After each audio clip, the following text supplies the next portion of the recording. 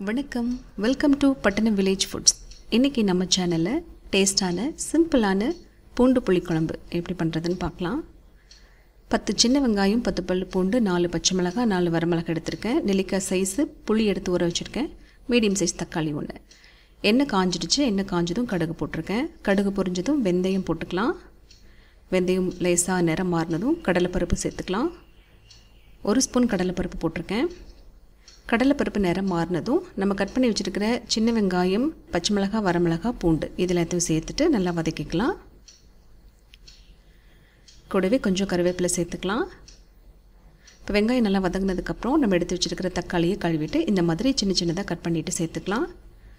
தக்காளி வதங்கிறதுக்கு உப்பு சேர்த்துக்கலாம். இப்போது தக்காளி நல்லா வதங்கிடுச்சு. ஊற வச்சுருக்கிற புளி எடுத்து கரைச்சிட்டு சேர்த்துக்கலாம். கொஞ்சமாக மஞ்சத்தூள் சேர்த்துட்டு இதையும் நல்லா கலந்து விட்டுக்கலாம். மூடி போட்டு புளியோட பச்சை வாசனை போகிற வரைக்கும் கொதிக்க வச்சு எடுத்துக்கலாம். இப்போ எண்ணெய் பிரிஞ்சு வந்திருக்கு.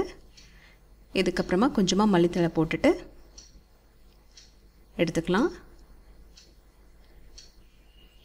காரசாரமாக டேஸ்ட்டாக இருக்கும். சிம்பிளான ரெசிபி தான், ரொம்ப டேஸ்ட்டாக இருக்கும். சூடான சாதம் போட்டு இந்த மாதிரி நல்லா பிசைஞ்சு சாப்பிட்டோன்னா அவ்வளோ சூப்பராக இருக்கும். இந்த வீடியோ உங்களுக்கு பிடிச்சிருந்தா லைக் பண்ணுங்கள், கமெண்ட் பண்ணுங்கள், சப்ஸ்கிரைப் பண்ணுங்கள் ஃப்ரெண்ட்ஸ். தேங்க்ஸ் ஃபார் வாட்சிங்.